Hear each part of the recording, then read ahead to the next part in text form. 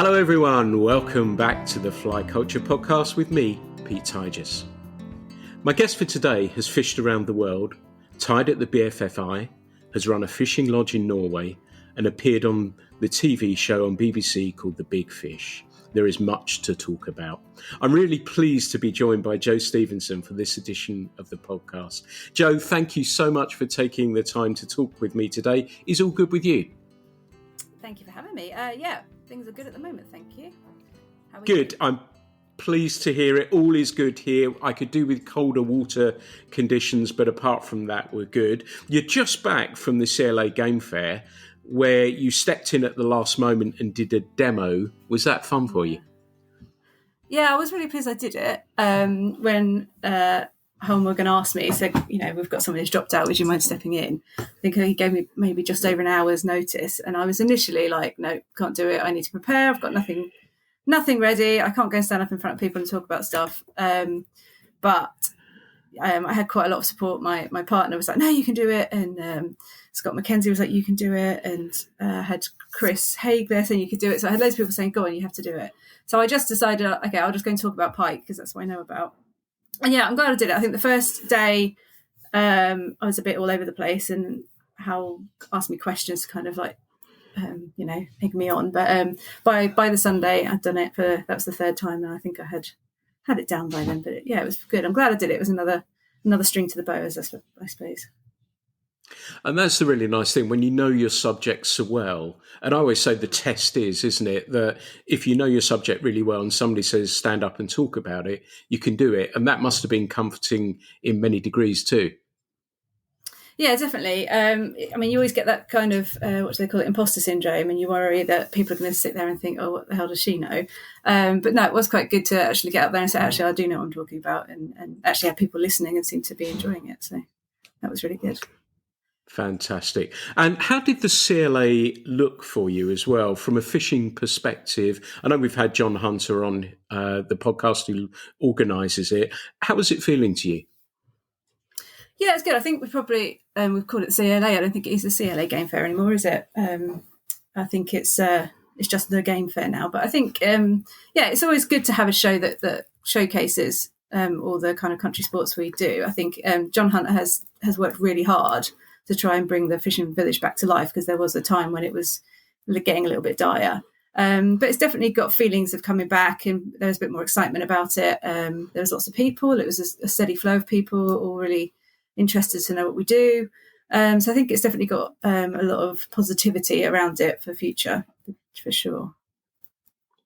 Is it one of those things, I think I know the answer to this, but was it one of those things that you didn't really get the chance to have a wander around yourself? Exactly. Yeah. No, I think I wandered over to the dog section to buy a new dog bed, and that's pretty much all I got to see of it, to be honest. But because I was helping out with a couple of the other demos for the Mackenzie team. It was just busy, just talking to people and enjoying it, really. But yeah, I didn't get to see any of the other show, the rest of the show, I should say. And it's fun you saying that you're on the Mackenzie stand. And one of the things I'd always found in the past, and I'm sure it's been similar for you, that people come up to you and tell you how much they're enjoying using the rods and stuff as well. Did you get a little bit of that? We did, yeah. We also got a lot of people who obviously had heard about them and wanted to try them out. But yeah, we got lots of people who'd come over and say, oh, yeah, I've got two of these and I'll never have another rod. So it was quite nice speaking about people's experiences with them and all the fish they've caught on them and things. I always enjoy that part of the show. And that's one of the important things as well, as if you're associated with a product, isn't it? It's the belief in it, because then it's really easy to talk to people about it, isn't it? Yeah, definitely. I mean, I'm fairly new on the pro staff there, but I've known Scott and Ross for some years. And so when they approached me about joining the team, because they are bringing out a new predator and saltwater line, which is where they asked if I wanted to be involved.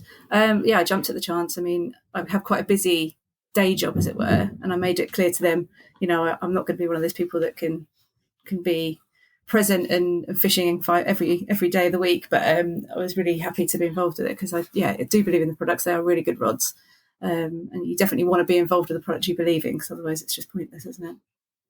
Yeah, absolutely. And I'm guessing you're one of these people who, when you make that decision, that's it, and you stick with them, and then you grow with them as well as they continue pushing newer boundaries. Yeah, definitely. I'm quite a loyal person when it comes to things like that. So I think as long as I believe in the product and where it's going, I'll be happy to stay loyal to that and promote it as much as I can, for sure. Yeah.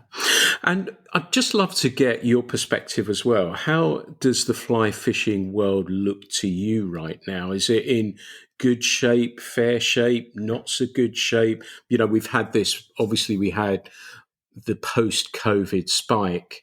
And then I'm still not 100% sure whether there's been any real proper follow through from that. But how does it look from your point of view? Good question, actually. I think if you look at social media and stuff, it seems to be flying. But then I suppose if you follow those profiles, you're going to see a lot of it.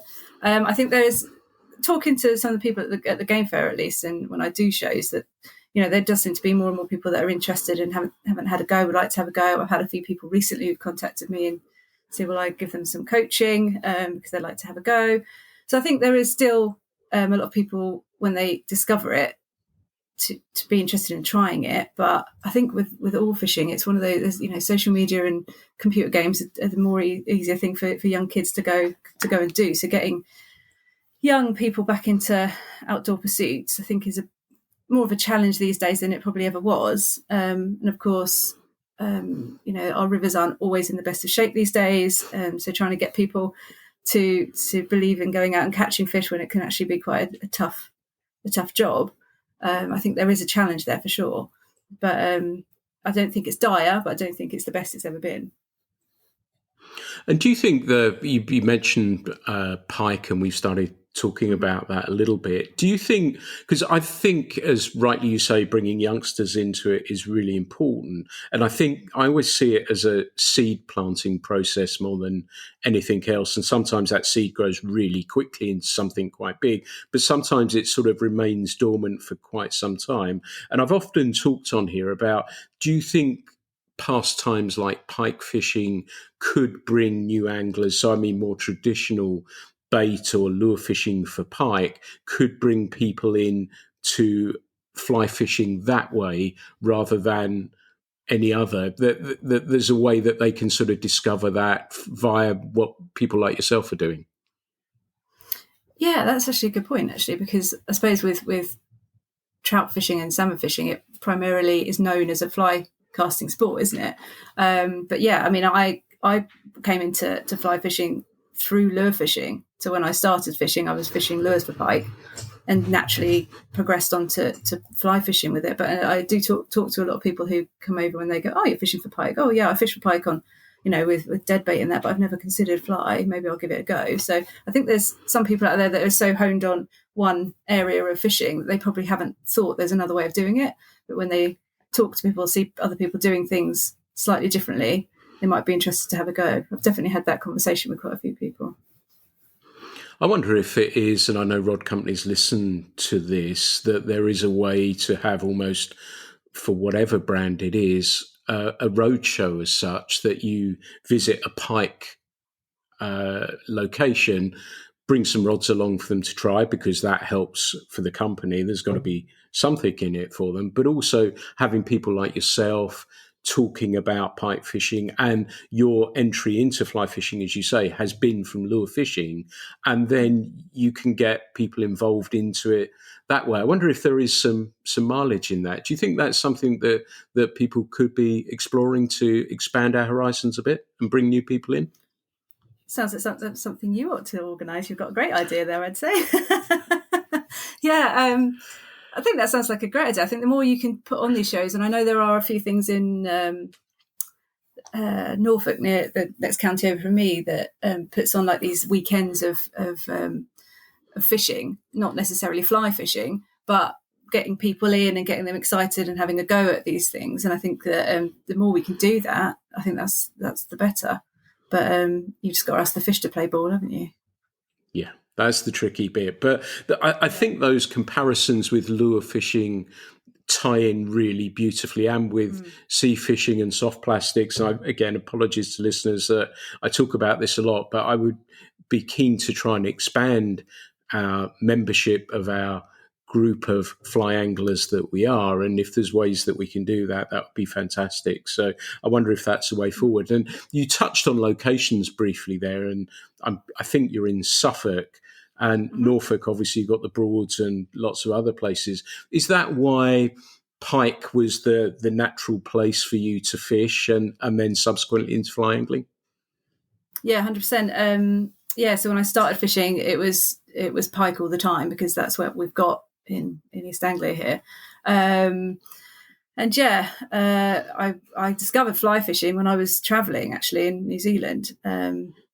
So that I'm very thankful for. But yeah, that was kind of a natural progression onto trying to catch pike on the fly. But yeah, where I live, we've got pike and chub. Chub this time of year is quite fun on fly. But yeah, we do have trout in Norfolk in certain places if you know where to look. But yeah, mainly I was just fishing for pike. I just became a bit pike obsessive around here. Was casting the biggest transition that you had to make from lure to fly? And how was that process for you? Was it easy to learn? Did you pick up fly casting quickly? I remember finding it really tricky because I'm a bit of a perfectionist, and like most people, I think I'm good at stuff and I just want to be able to do it.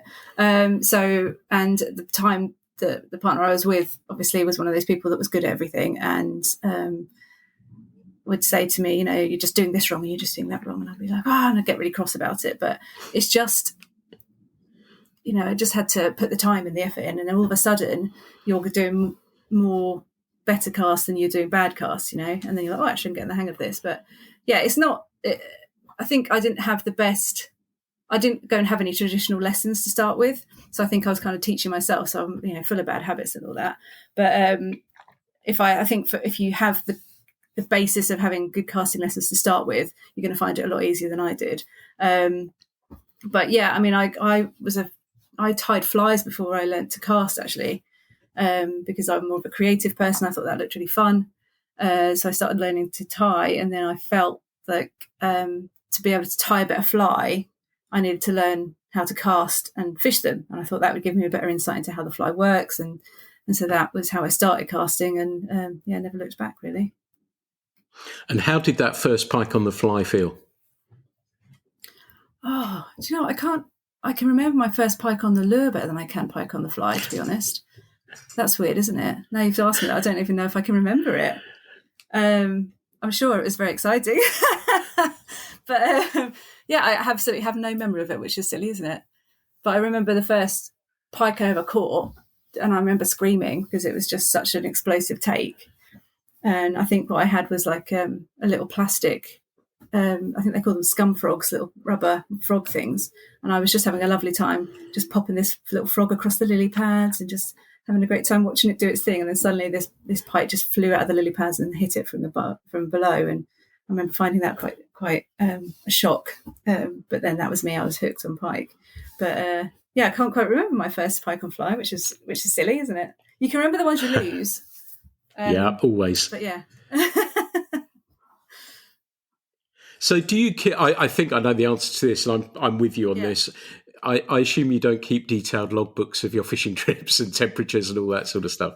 No, it's one of those things I've always thought I must do that, but I just never have the time. Or I'm not obsessed enough, I don't know. But I just go, see how it goes, and I must write down what the temperature was. I even bought one of those like sports watches, and I specifically got one that did pressure, so I could look at the air pressure, and I haven't ever written down the air pressure when I've been fishing either, so I don't know why I bothered doing that. But no, I'm not one of those logbook keepers, I'm afraid. Yeah, no, I'm exactly the same. And I wonder if it is, and you much more so than me, that it being a creative person, that you don't feel the need to do that and you go with the flow at that moment in time as well. So I wonder if there is an element of that. And it's interesting what you said about the sports watches as well, because I had one for a time and I read the barometric pressure book about salmon fishing. You buy the watch and then your fishing is dictated by that. And I sort of stuck with it a while, but then found myself that I didn't want to because, well, the pressure's wrong, so I'm not going to fish. And so I was living there, so that went away. Did you stick with it for very long, or do you still stick with it? No, I didn't even use it, to be honest. I've got the watch and I tend to use it more for when I go to the gym and stuff. But yeah, I look at it occasionally and go, oh, today might be a good day for fishing, but I've never actually gone, right, today must be the day I go fishing, So no, I've given up on all that kind of thing. I think it's just you just go, and if it's a bad day, it's a bad day, and if it's a good day, then that's great. I think it's that fishing's not always about going out and catching fish. I know it sounds ridiculous, but some of it is just learning to know more watercraft. Every time I go, I'll be like, okay, well, that you can kind of sense maybe this day the wind was in this direction and they weren't that great, and then on another day it was just like this, the conditions were like this, and maybe today would be okay. But yeah, I'm not really into all that kind of data. I just like to go with the flow. Yeah, absolutely. And feel, do you go by feel as well? Because we were recently in Scotland and we were with a group of friends, and we have a little WhatsApp group that when we're on the river, people report what's happening. And I was I was halfway through typing, wow, conditions feel fantastic. A complete fluke this was, obviously. And then Emma hooked into a salmon. Do you go by feel as well with your fishing? And like you say, that watercraft is there, but it's sometimes subconsciously operating, isn't it? It's operating at a level that you kind of feel that it's there and you don't need to tap into it because you're instantly feeling that way, and I should be here or I should be there. Do you think there's an element of that to it as well? Definitely. I think if you fish for a species for long enough, it does become kind of second nature, doesn't it? And then you've got this weird sixth sense. But yeah, I definitely have been out on some days and you think, oh, today's going to be a really good day. And then other days you go, oh, I think today's going to be a bit tough, and you might be right. But then I have had days where I've gone, oh, I don't really feel it today. And actually it's turned out to be a really good day. So I think, I don't know, maybe I'm not that switched on to a sixth sense. But yeah, I do get what you mean, that sometimes you can know. I mean, that's what I like about Pike, and because, you can read the river and you think, oh, if I would expect there to be one there, and if there's not, then maybe things aren't quite right in the universe to make that happen today. But yeah, definitely, I think if you fish for something long enough, you'll definitely get some kind of like sixth sense of what works and what doesn't, and what the day's going to bring. And you use the word river there as well. Does that mean that's your bias? Do you prefer to catch river pike rather than canal pike? That's what I've kind of like cut my teeth on as such. But I tend to fish from a kayak is what I kind of learnt to do.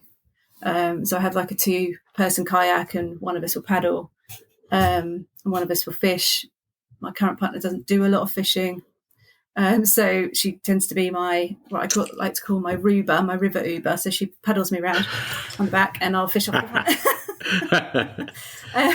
But yeah, I tend to stick to rivers because I don't know. I think you can read a river quite well. Especially for pike, if it's corners and overhangs and cover, you can kind of think, I'd expect there to be one there. Where I struggle is if I ever go with friends to like some of the big lakes, like Grapham and Rutland. I struggle with those, and I'm sure that's why people use depth finders and fish finders, because I get out there and I'm just like, I can't read this place because it's just one massive expanse of water. So I'll tend to just go fish around the edges because that's what I'm used to. But yeah, rivers are where I feel more comfortable, for sure. And we've talked a little bit about the tackle that you're using, but I'd love to get an insight from you as well about rod weight that you're using. And people often have debate about how you attach your fly to your leader. What do you tend to use? So let's go with rod weight. And do you have a particular fondness for any sort of density of fly line as well? Yeah, I've always used a 10 weight mostly for pike. I do have a 9 weight as well. So I would prefer to stick to a 9 or a 10, but I have to tell people, if you only have an 8 or a 7, you could go with that. You just have to be a bit careful on fly size. And obviously there is that argument as to going a lighter weight is probably not as good for the fish because the fight's going to be longer and blah, blah, blah. So yeah, I tend to stick to a 10 or a 9. And I do prefer an intermediate line, just because, I don't know, I tend to use that as the weight to get the fly into the right zone. I've had more success on an intermediate than I have a float line, to be honest. Obviously, in the spring months, or leading up to summer, I don't tend to fish in summer, but leading up to the summer, you may want to try a float line with some surface flies, but I don't. I tend to fish in the autumn. And then on the end, obviously you have I tend to use £20 leader, and then I do use a wire trace. I was talking to a chap at the game fair, actually. He came to speak to me and he was like, "Oh, I've never used a wire trace and never ever lost a pike." And I was like, "Oh, okay, that's fine." And then he told me a story a bit later where he did lose a pike because it didn't freeze. I'm like, okay. I didn't bring that up to say you just contradicted yourself. But I think that there are some people that prefer to use really thick, like shock leader on the end. But I just would rather use a wire trace, and I don't think it affects the catch rate at all. But I tend to use that kind of, that knottable wire with the plastic coating. And instead of knotting it, I tend to twist it. So I make a loop and then twist the loop and then burn the plastic to itself. And I've never had one fail on me. And I feel it just keeps it a bit more streamlined. And then, I do use a clip rather than tying anything else onto the end of that. I use a clip, so then I can just quickly change the fly when I want to. And that seems to work for me. I'm quite happy with that setup. That makes perfect sense. And what sort of leader length, that £20, how long does that tend to be? Good question. I kind of do, and again, I'm not very accurate with saying it needs to be exactly this length. I kind of do a double arm width and then a half an arm width. So I think it's around about 6 to 10 foot usually. But if I'm fishing deeper water, I might shorten that because you don't need it quite so long. But somewhere around that region works for me. Nice. When you have cast that fly out, do you have what is your searching retrieve? Do you have, or I know you're of course going to mix things up until you find it, but when you're first on the water, because it might be people are listening thinking, I want to give it a go, where would you start? If you're fishing a river that you don't know so well and you've got that set up, what would be the retrieve that you'd be thinking of to start off with? I really like to do like a couple of quick strips, like strip, and then a pause, and then another quick strip and a pause. And I think because the flies are often made of lots of long materials, when you do that stop, it kind of pulses. I use a lot of natural materials in my flies, so they do have this pulse when you stop them, and then it kind of kills the fly drifts, and then you can pull it back up again. So I really like that, strip, pause, strip, pause. But like you said, you would vary it. If you're not getting any hits on that, you might want to try something different. And again, it's in different times of year. You want to do different things because obviously in the winter, the water's cold. They're not going to want to move. They also don't want to do too much effort to catch their food. So they're going to wait for it to come straight past them. And they're not going to want to chase it. So you're going to want to make sure your retrieve is quite slow. And that's where I think the killing of the fly and letting it drop a bit is really vital in the winter, because I have had pike pick it up off the bottom because they'll be right down low and they're just not going to want to chase anything. So I think that's you can just, there's so many different retrieves you can use, but the strip pause is my favorite, I think. Nice. Thank you for that. You touched on fly tying and started fly tying, and we're going to look at that a little bit now. What made you go that way first? Was it an appreciation of what was involved? You said your creative side as well. So were you attracted to it from that side first as well? It was interesting really, because I've always been a creative type. I've been into art. I like drawing. I like making things, making a mess, really, my other half would say, just out in the garden. But so when I was probably about 24, I went travelling with my boyfriend, and we were in New Zealand, and we were where we lived, there was a really big kind of outdoor shop, and I remember going in there and finding this wall full of fluff and feathers. And at this point, although I had fished, I had no clue what fly fishing was or even what flies were. And I remember saying to him, "What is all this? It's like rabbit heads and things on the wall." And I'm like, "What is all this?" And he was like, "Oh, it's for fly tying." And he actually said to me, "You'd probably be quite good at that." And I was like, "Oh, okay." So when we got back to the UK, got a book, ordered a few things off the internet, and had a go. And I had this book that kind of gave me step-by-step how-tos. And I think back then, because I am quite old, dear. YouTube wasn't a massive thing, so I didn't even consider looking at videos and stuff. And I just had this book, and I think the first fly I ever tied was a booby, and it was horrendous. And I've still got it somewhere, but I was very proud of it at the time. And I never looked back from there. It was just such a creative outlet, really. You can just go and lock yourself away for a couple of hours and just focus on this one thing. And so that was kind of the start of it. And I never looked back again. I just carried on. And it kind of, when I first started, I'd tie, salmon flies and trout flies because that's the information I could find. But of course, where I lived, I couldn't really use them. So it seemed like a natural progression to do pike. And I remember being really anti doing it at one point because there's so much materials. And at the time, materials are quite expensive. And I didn't want to buy a load of, sparkly stuff and then having to put half of it into this one fly that I then go chuck into a river to then get chowed up by a pike. So I was a bit reluctant to do it for a while, but you find ways of making your materials last and things. And I'm now a terrible salmon and trout tyer because it's all so tiny. And I always joke to say that I tie pipe flies because it hides what a terrible tyer I am, because you can hide it under all of the materials. And I guess pike flies allow your creative side to express itself as well, doesn't it? Because there's no real proper rules, are there?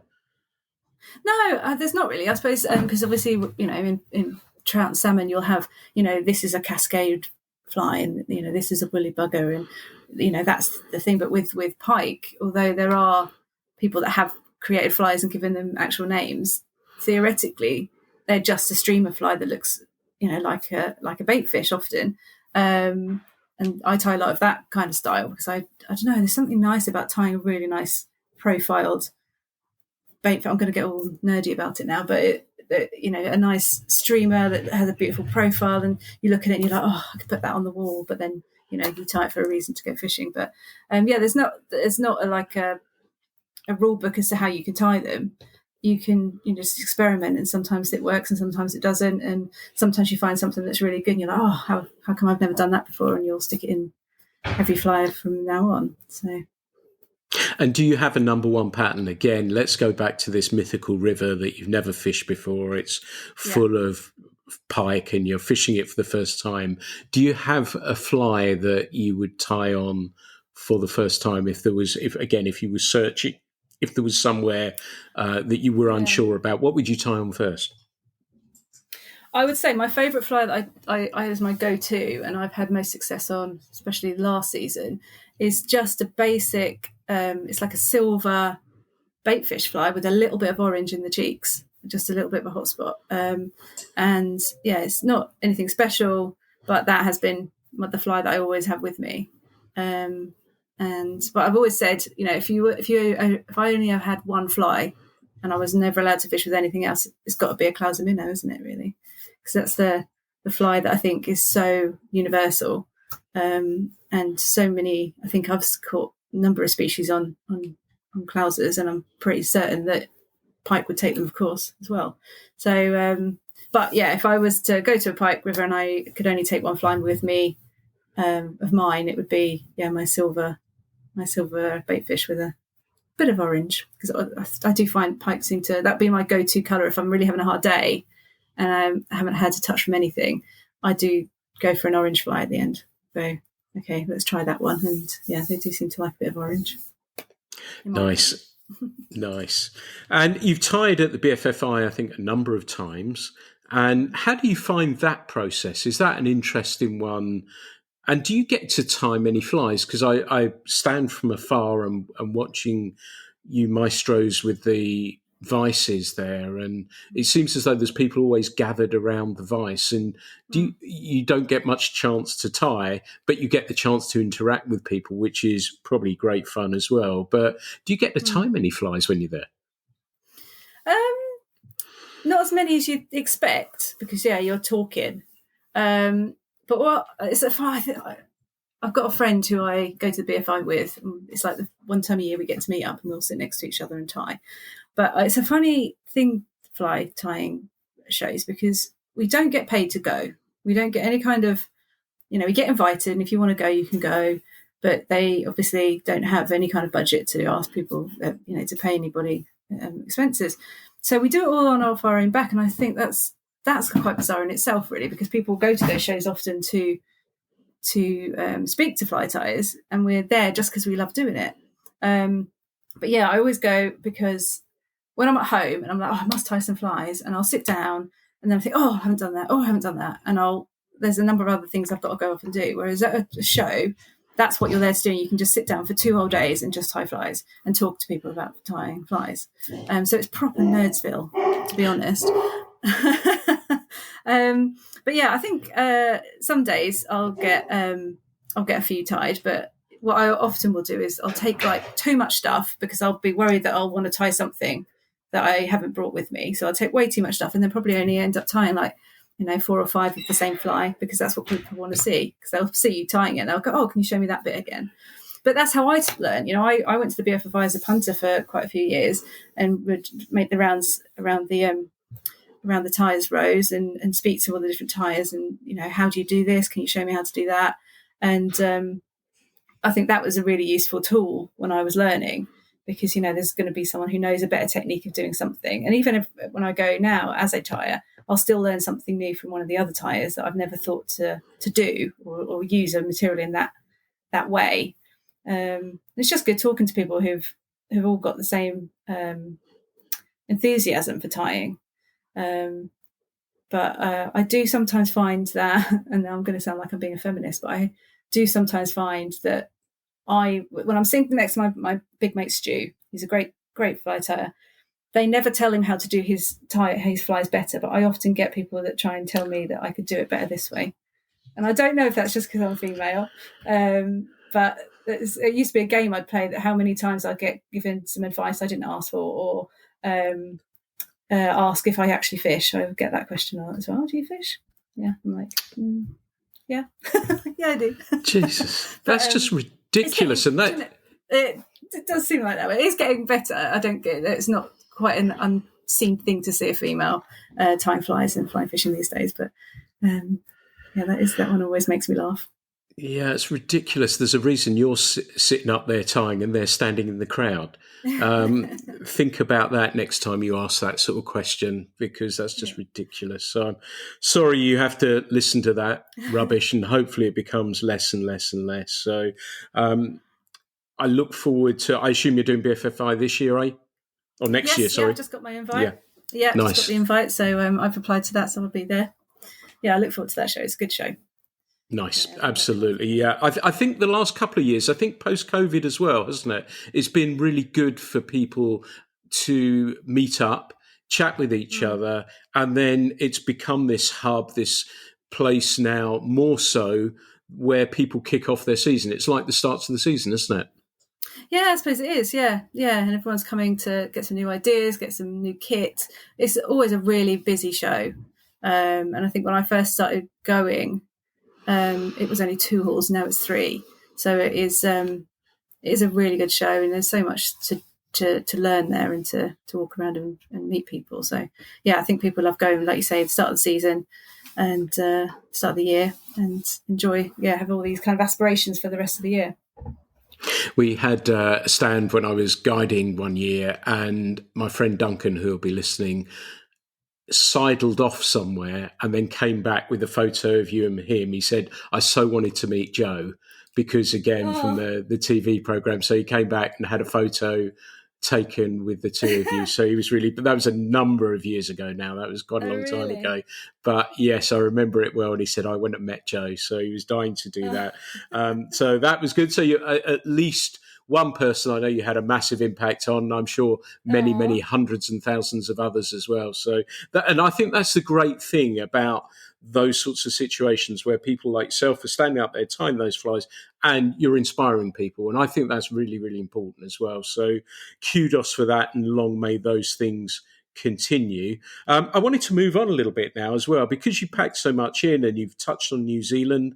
I don't know if you look back on that now and perhaps think it was slightly torturous that you were there and didn't fish, but I wanted to come on to Norway, and you sort of ran a fishing lodge, which I think in some respects, and I know when I was guiding, people used to say to me, well, you get to go fishing every day, but you do everything but go fishing. Mm. And I would think running a fishing lodge is that times 5 because you're just all over the place, I guess. But was it a fun experience and how did it come about?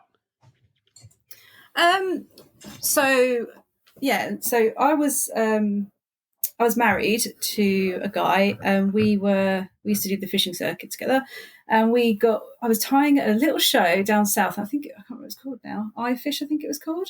I think they only ran it for like 3 years, sadly. But I was working there doing some tying, and my ex had gone off to speak to someone who just mentioned that it was a travel company, just mentioned they'd taken on this lodge, and this guy was looking for someone to manage the lodge. So he came back to me and he said, "Oh, we should apply for this." And I was obviously had my full-time job. I was like, I can't do that. I can't just give up my job for 3-4 months of 1 year. But then you kind of have that thought: if you do only live once, and this is going to be one of those experiences that you'll remember. So yeah, we went for it, and we went out. We drove out to the north of Norway. It's right up in the Arctic Circle, to a lodge called Reisa Stua Lodge. And yeah, it was one of those things that I don't think I quite realised how much hard work it was going to be. I would definitely do it again, but maybe in a different way. But it was great to be there, and it's a great experience. But it was such hard work. And I think anyone who's worked in a fishing lodge will attest to know that is the truth. I think because when we got there, it was 24-hour daylight, which is obviously really bizarre for us Brits, which was quite useful because it's light, you didn't feel tired. But the minute the night started drawing in, I remember feeling, I was getting really tired. But I was working 20-hour days at the lodge because the rivers were open. Unlike some of the big rivers like the Alta, it was actually had a time, open and close time during the day. So I think it opened at 9 in the morning, but it closed at about 2 in the morning. So I'd have to get up early, cook all the breakfasts, pack all the lunches, off they went, clean all the rooms, do the shopping, get lunch ready. They'd come back for lunch, clear that away, do some, clean some of the houses, change the beds, blah, blah, blah, all that kind of stuff. And then they'd come home. They wouldn't come back to the lodge until 1 in the morning, of when I'd have to have some kind of dinner ready for them. And then they'd sit around and drink whiskey and chat about their day. And of course you have to kind of stay up with them and be the host. And then once they go to bed, you have to clear up and get ready for the morning. And then I think I used to go to bed at 3 in the morning and then get up again at 7. So it was hard work. And we used to get, so some of the days, if they were going on a trip, so there was some trips where they could go right up to the top of the river and they'd be away all day. So then they wouldn't come back to the lodge for lunch. If we had some time in the afternoon, or if we'd go and do the shopping, we could do a little bit of fishing just off the pier. But we'd only get a day off at the weekends to go salmon fishing. So it's never as much fishing as you would think it would be. But it was still a really great experience. But it was absolutely knackering, for sure. But it was great. I met a lot of people. That's where I met Scott McKenzie. And I learned a lot of things because obviously moving on to double-handed casting was different. And I would proudly like to say that I had casting lessons from Topher Brown when I was there, who at the time I didn't know how much of a big deal that was. So yeah, he took me out and we did some casting together. And then it wasn't until he'd left, someone was just like, "Do you know who Topher Brown is?" And I was like, "Yeah, he's a really nice guy." And they were like, "No, but do you know who he is?" And then I was looked up and I was like, "Oh wow, that was quite a special thing then." Yeah. So yeah, it was a great experience, but it was hard work. Yeah. Yeah, kudos for that. That must have been, having to be nice for 20 hours a day must be exhausting in itself as well. Yeah. Now, I wanted to move on again. And Emma and I were rooting for you in the Big Fish TV programme.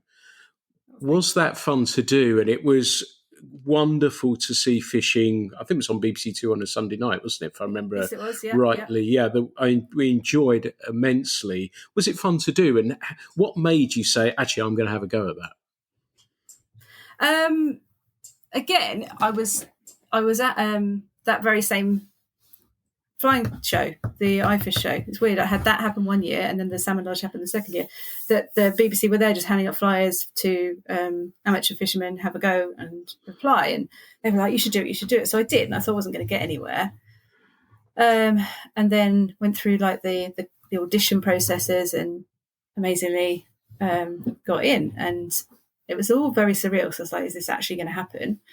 And I was very fortunate to be part of it, because I've spoken to so many people since who've like, I applied for that and I didn't get in. I spoke to a guy at the game fair who I remember being there on the auditions, and he was on standby, and he even got told like a week before we left, one of them's not very well, you're gonna have to stop in. So he'd had all the vaccinations, all the injections ready to go, and then he didn't get to do it. So that's really gutting for him. But no, I was really, I will never forget how fortunate I was to do it, because, one of 8 people. And yeah, we got flown all around the world. And again, a really awesome experience. But it was quite emotional, because I'd never really been in a competition with fishing. And at the time when I did it, I'd done some fly casting, and we've been fishing for pike, and I'd done a bit of this, that and the other, but I wasn't what I would say a great all-rounder of knowledge when it came to fishing at that time. And I was with people on that show who had obviously been fishing since they were, knee-high to a grasshopper, and that was their life. And so I did turn up at the show feeling like, again, I was a bit of a fraud.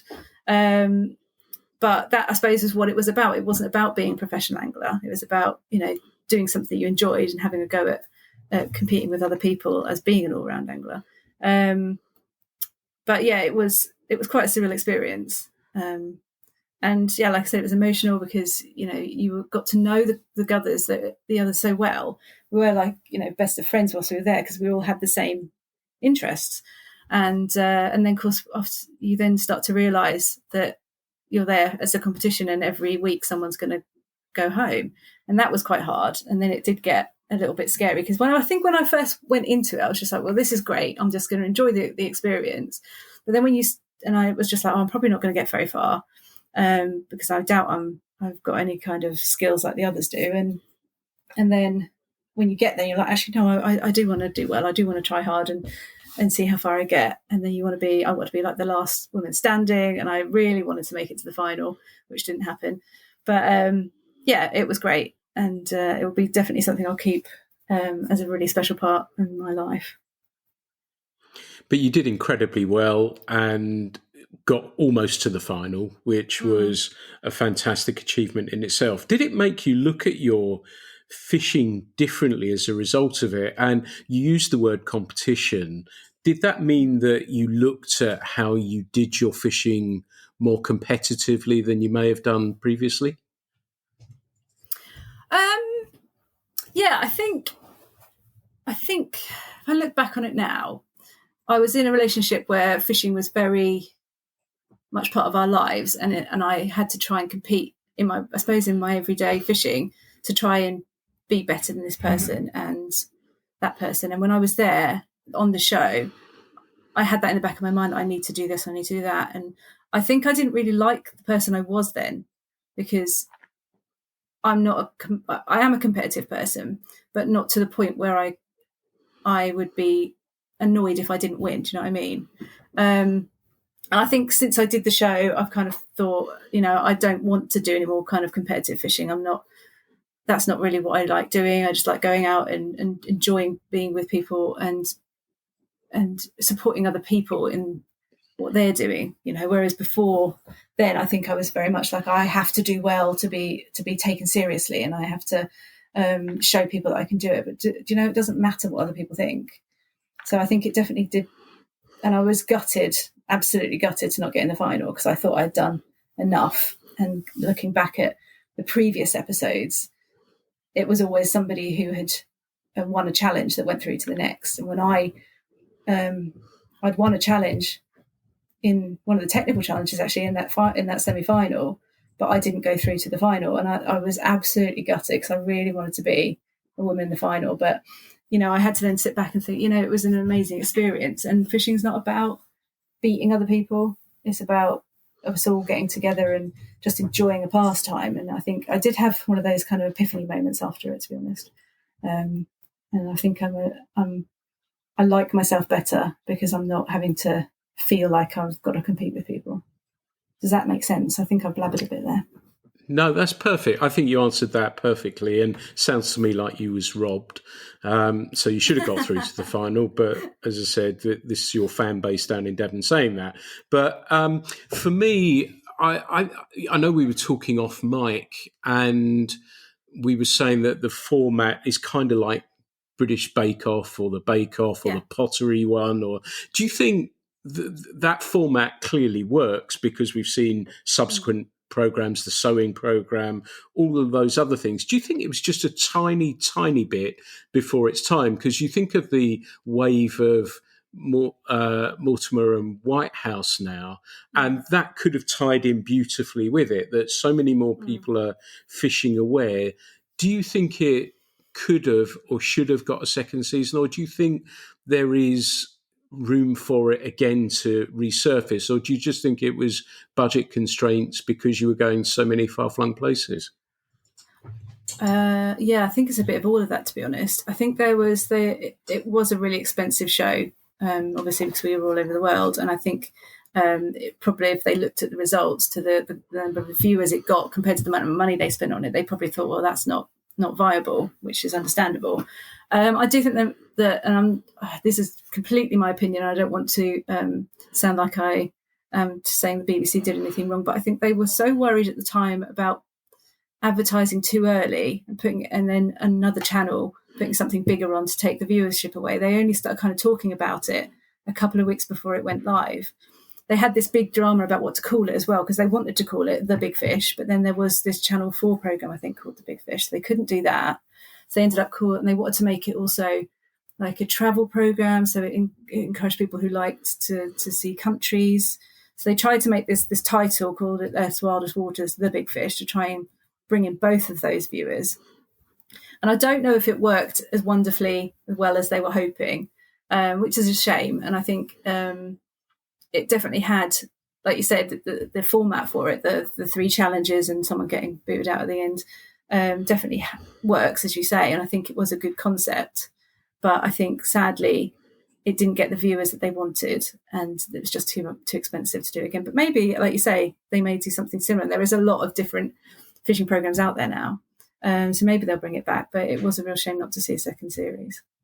Yeah, that's a great shame. And it was, like you say, fishing portrayed in a positive way as well. And that's a great way. If we had something like that back again, it would be really cool, given the background that we have and the programs that there's more of them about now that could possibly, it seems to me there's room for it now. And you could even just do it in the UK as well. There's so many different things that you could do. But there we go. But you did a lot of traveling, like you say, across the world and the show.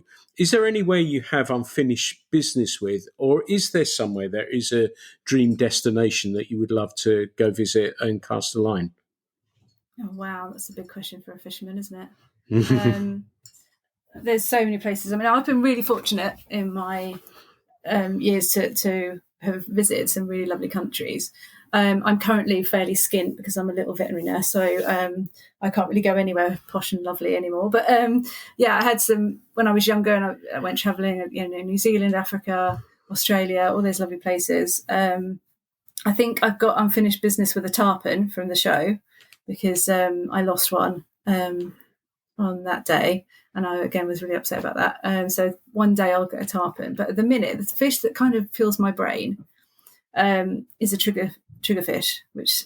So I do a little bit of work for a company called Sport Quest, and I host a trip to Christmas Island. I've done it a few times now. Unfortunately, this season we just couldn't get people interested in the trip. So we've had to pull it this year.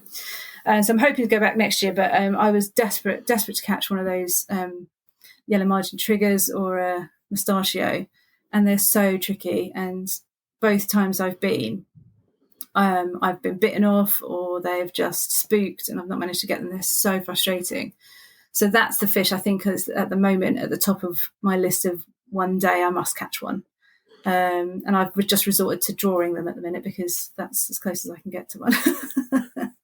But there's so many fish out there that I'd love to have a go at, like the dorado. I like all the predatory ones, the ones that hit hard and run fast, and dorados and peacock bass and all of that. But just like many, they're just dreams at the moment. But one day maybe.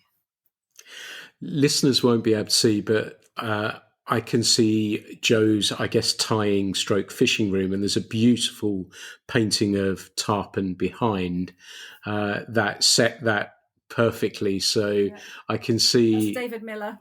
Yeah, I thought it might be. That it's a beautiful picture, that and they are truly stunning fish. And it was fascinating for me that you mentioned triggerfish and how that has turned around, because I know when I was first bone fishing, you'd sort of, pull away, that's a triggerfish, and how that's changed. Do you think it is the challenge of them that has made them suddenly so popular with anglers?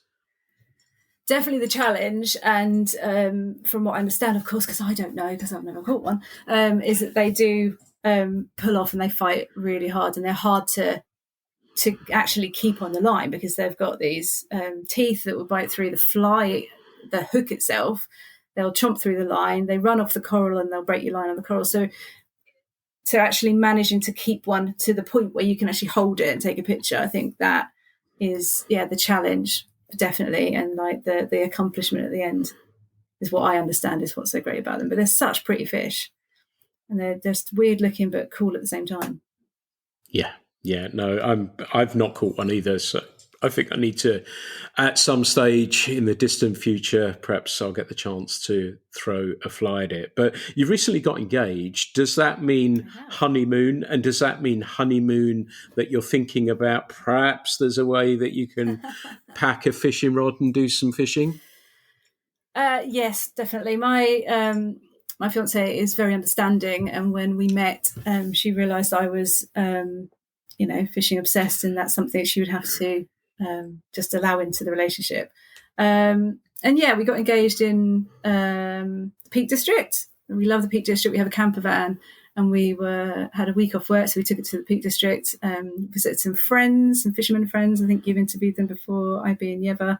I went up there to fishing with them for a couple of days, although the rivers were blown, so we just drunk gin, I think, really.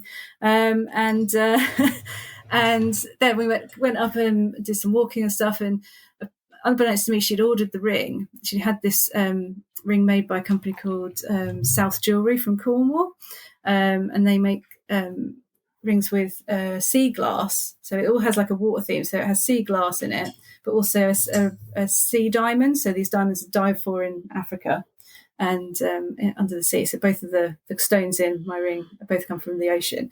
And she'd had it for a while, but she was looking for the right moment to do it. And we, so I have a camper van, and on the top of the camper van is a decking. Okay, so we sit up there and drink wine and limit ourselves to one bottle, or we'll fall off the roof. I'm the one. The minute the sun comes out, I'm like, oh, let's get up on the roof and drink wine.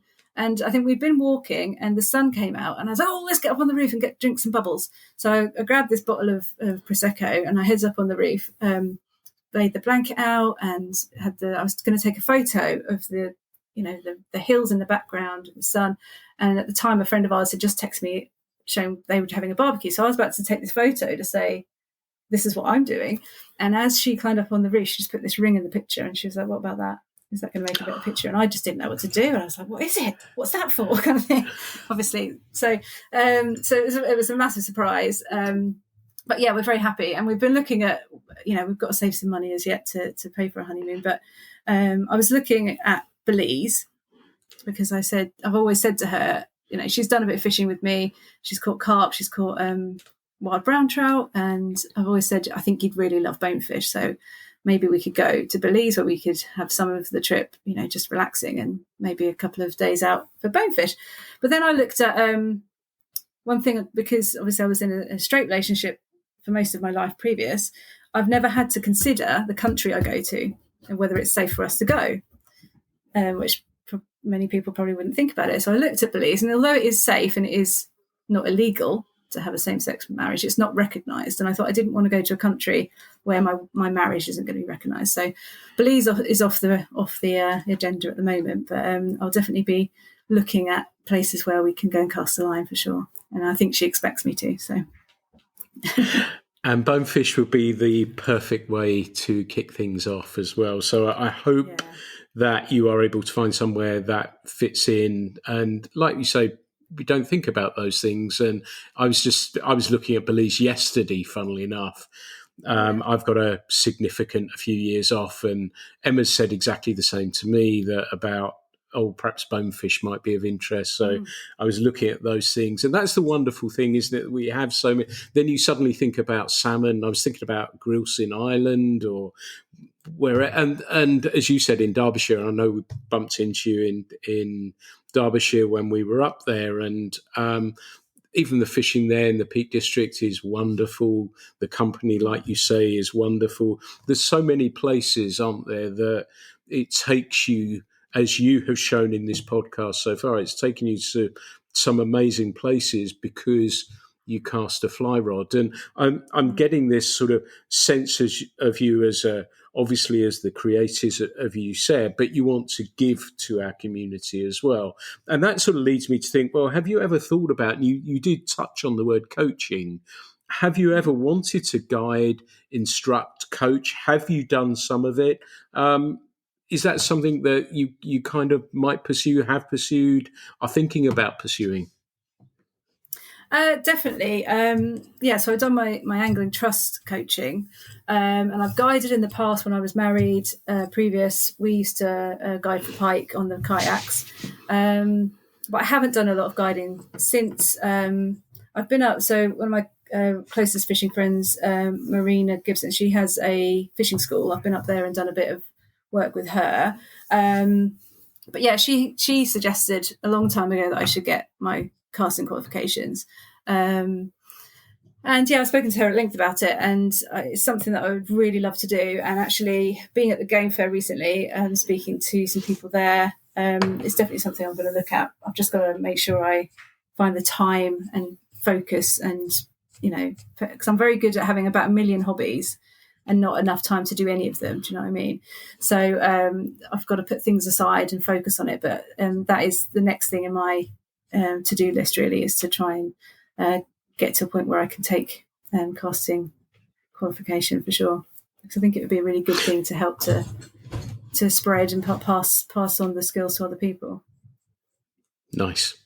That is the tough thing about it. And I know the ones I've taken over the years that you are focused just on that, and fishing kind of gets in the way of it for a year. I found, at least for one of them that I did, that I just focused on casting for that long period of time. But that investment, I'm sure, your skills with the fly rod, it's going to be a foregone conclusion from that. And I wish you every success in that pursuit as well, because I think it's good to have people like yourself doing this and spreading the word. And I'm sure listeners who don't know you are getting a sense of your importance in our community and highlighting what you're doing for our community, what you're looking to do. It's really good to have that. And I hope you're able to spread that a little bit further with the casting, the guiding further down the line as well. So wish you every success with that. You have sort of kind of answered this, and I said, is fishing bigger than just the fish for you? And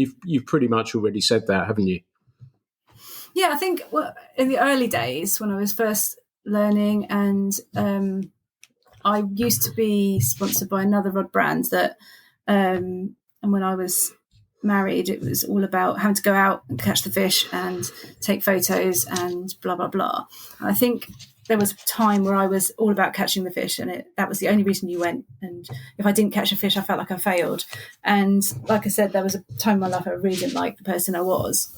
But now I spent some time in therapy, and fishing has been such a blessing to be able to, when I lost my rod sponsorship, to then go, actually, it's not about that anymore, and I can just go fishing for me. spend some time outside and breathe and just think, and just think about what you're doing and being kind of present in what you're doing, and just enjoying the fact that you've got the ability to come out on the river and you've got this stuff close to you that you can go out and cast a line and just be in nature. And it sounds so cliche, but it really did help me to realise that actually fishing isn't about catching that fish. I mean, that is the goal and that's the bonus if you get it, but just spending some time doing something that you enjoy. And the casting side of fly fishing is, also something that you can really get your teeth into and try and work on just a different technique. And if you're not catching and the fishing is a bit rubbish that day, that's something you can focus on instead, saying, right, I've been really working well on this roll cast. I need to, just do some practicing on this because, the fish aren't biting today, but I can do this instead. So it's taken me a while to get there, but it's definitely not all about fishing, all about fish for sure. Nice. And you said you lost your rod sponsorship. I hope that wasn't taken away because they were mad doing that. If that's the case, that's a dumb move. Oh, bless you. No, I think it was a company it was owned by a bigger company, and that got sold. And I think they just got the new bosses in and just did a cull. And I wasn't one of the, fishing is not my full-time job, therefore I wasn't able maybe to produce as much support as they wanted. And yeah, I was gutted at the time because it annoyingly happened at the same time that my marriage was breaking down, and that was a really, really crappy time in my life. But it has turned out to be a blessing because I've had a long period of time without a sponsorship, and that made me think, actually, I just want to fish. It's not about being sponsored and getting stuff, because you can't spend your life just promoting something because you have to. You want to be able to go out there and enjoy it. And if you're like now with Mackenzie, we've had a chat about it, and he just wants me to go out and enjoy and use it, and that's what I'm doing. And that just has made a big difference to me and how I enjoy fishing. That it's not about having that pressure to catch and to be seen and be, that person that's doing everything.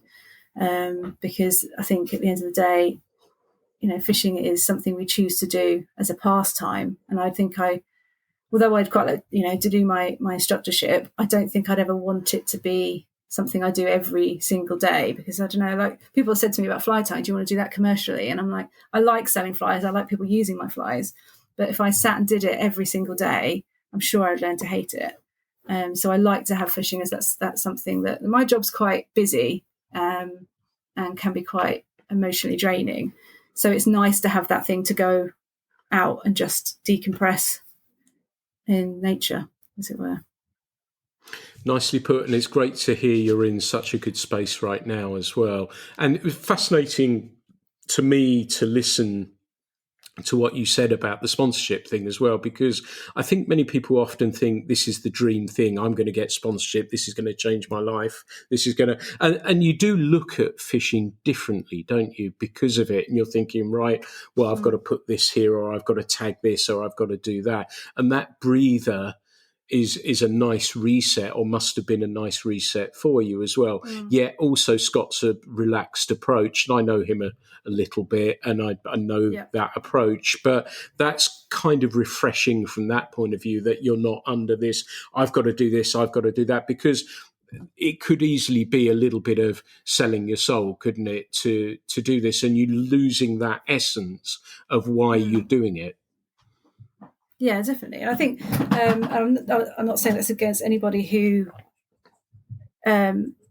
is, sponsored and does social media really well, because it's just I'm rubbish at it. I think if I was better at it, I probably would do social media a bit harder than I do, but I am a bit rubbish at it, and I don't want something that's going to take up more of my life than my job already does. Like my job takes up most of my life, and then I don't want to have to sit there in the evenings and post just to be able to continue to fish. Does that make sense?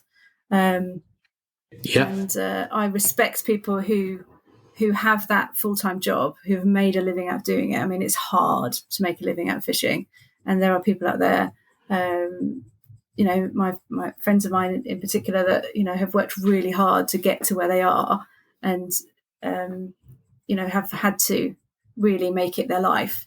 And I respect that, because I think for me, I just couldn't do that. I have that dream that, I'd like to be in the fishing industry all the time, but I think for me, I'd need that kind of escapism. And if I haven't got fishing to escape to, where do you escape? Do you know what I mean?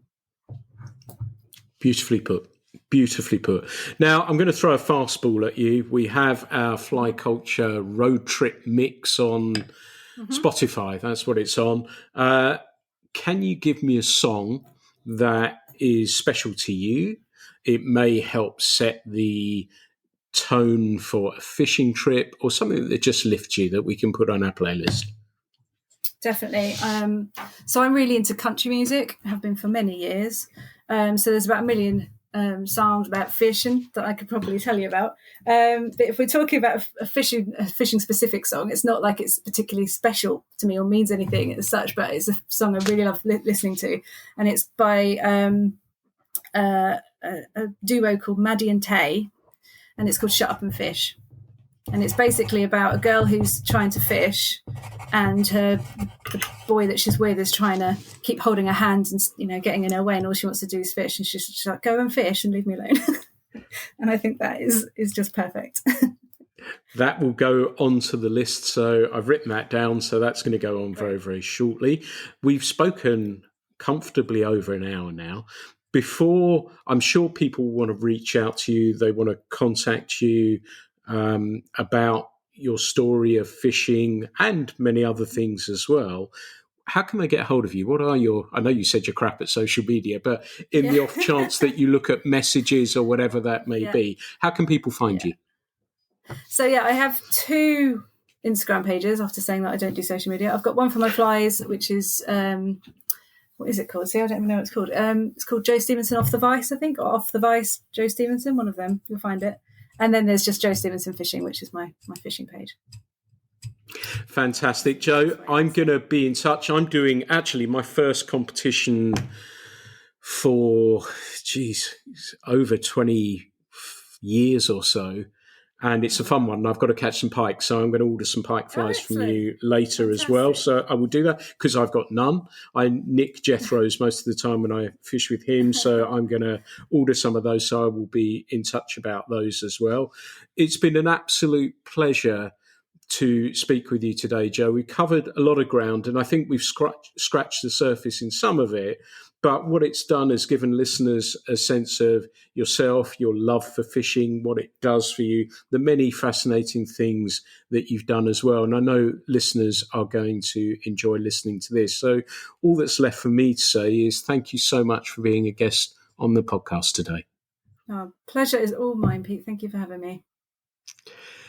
Thanks, Jo, very much indeed. Well, everyone, this has been another episode of the Fly Culture Podcast. Thank you so much for listening to this one. As ever, there'll never, ever be any charge for these. I just want you to enjoy these and listen to the good people that we have in our fly fishing community. As ever, there'll be some more coming very, very soon. Thanks for listening. The Fly Culture Podcast is brought to you in association with Fly Culture, a quarterly published magazine owned and run by fly anglers. When it comes to fly fishing, we've got you covered.